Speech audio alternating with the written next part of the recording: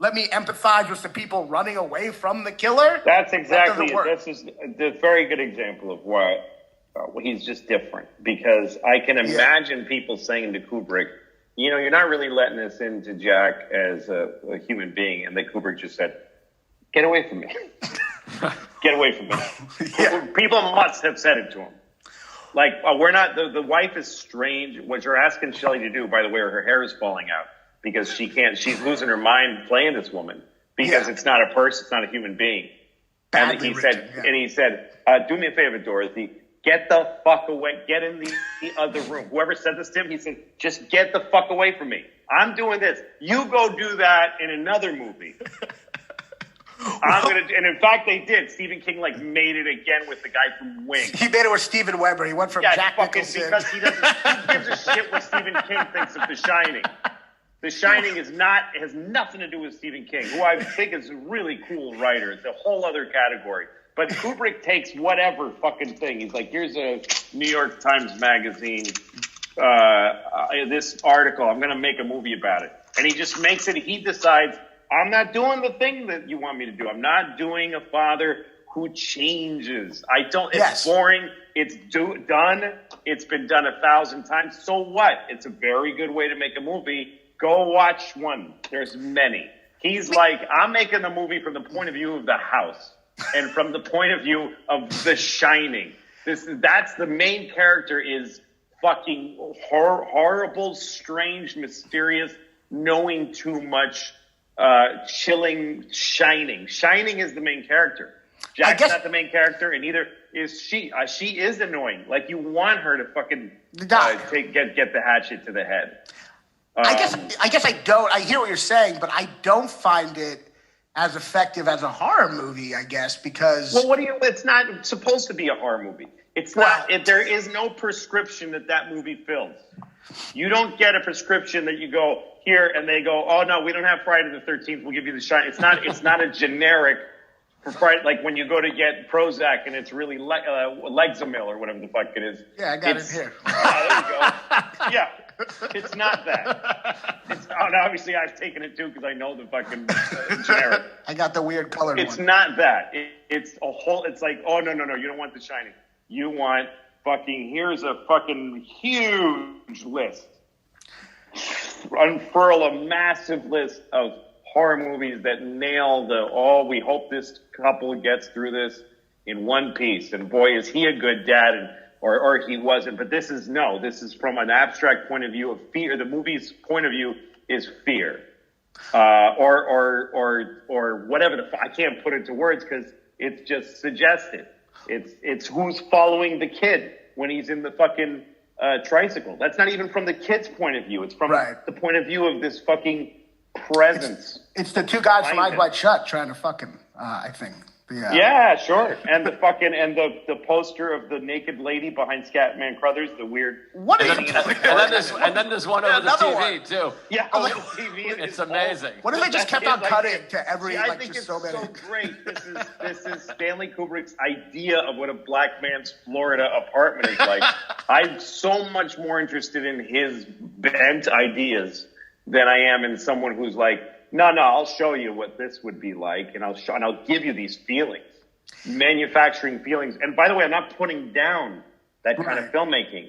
Some of my favorite movies, Goodfellas, a lot of my favorite movies are totally reliable structures, and you can see how they work. But he was doing something else. He was a cubist or something. Untraceable. Nicholson's just insane, and he barely needs the house to bring it out of him. I do think that Nicholson is fucked up. I think that Kubrick thought it was more interesting to make a movie where, by the way, the whole world is a little strange. The fucking doctor who interviews Danny after he passes out is weird. Everyone's weird, yeah. And then the mother with the fucking cigarette with the ash. Everyone's weird. Yeah. Right. It's insane. And the fucking guy with the giant hair who interviews him and the way they walk through the place. And it's so fucked up. There's barely a difference between the people that actually work in the hotel and Floyd and the ghost. But that's where the place is like sucking people in. I mean, the ghost, it's the building's point of view. The building, reaches out to Scatman Crothers across and makes him come from all the way from Florida. That's not your basic horror movie stuff. Again, there was people on the set going like, do you know how to make a horror movie? And Kubrick said, I'm not interested in that or anything else you have or to say people. inspired. It seems like he identifies with anyone but people in all his movies, whether it's apes or a computer or a house or Bush baby. It seems like he avoids. It seems like he avoids the actual human beings in the movie. His movies are not about human beings. He's not a humanist. About ideas. Yes. Even Barry Lyndon, which is named after a guy, it's not about Barry Lyndon. It's a strange movie about human failure and the loserdom and like the loathsomeness of human beings. I mean, it's not about a guy. I think that's proof too. I guess I like cheap thrills. That's what I'm saying. And like anybody can't do that. Not everybody can do what he was doing. Is what I'm saying. I'm saying that I like what you're talking about and this. I think they're parallel disciplines, and I think that he owned that one. What he did, he owned it, and he was so good. He decided he was capable of making just a good thriller. He could do it. I mean, The Killing is just a fucking great movie. The Killer's Kiss is great too. And there's weird visuals in those movies, but mostly it's about the people who are none of them are very likable. Sterling Hayden in The Killing is your guy in the movie. He's your protagonist, but he's a crook, unrepentant. I think Path to Glory is his most humanistic movie. Yeah. I don't know. I guess yet it's about how horrible people are. It's not even just about war. It's about how in the corporate structure of the army, how disgusting human beings can be and that people have to die for other people's cowardice. But the people, I think ultimately The Shining is kind of just saying people are inherently evil and murderous. I don't think it's saying that, and I don't think it's shallow. I think you're just looking at a depth in a different dimension. You're not looking at depth into the human soul. That's just one place to look. That's not the only place to look. He's looking at nature, and he's looking at abstract things, but he's looking deeply into them. And also, he's having cinematic fun. And the thing that pays it off for me, the thing that pays it off for me is that I just think, look, there's this shot in 2001 when the monkey first starts to play with the bone. The way the shot is framed, if you go look at it, it's an absolute painting. All of his shots are just so beautiful, and his sense of editing and how to keep you gripped. He had a huge amount of skills, and he decided, I'm going to use them like this. I'm going to make this stuff I don't want to go straight at it. I just don't.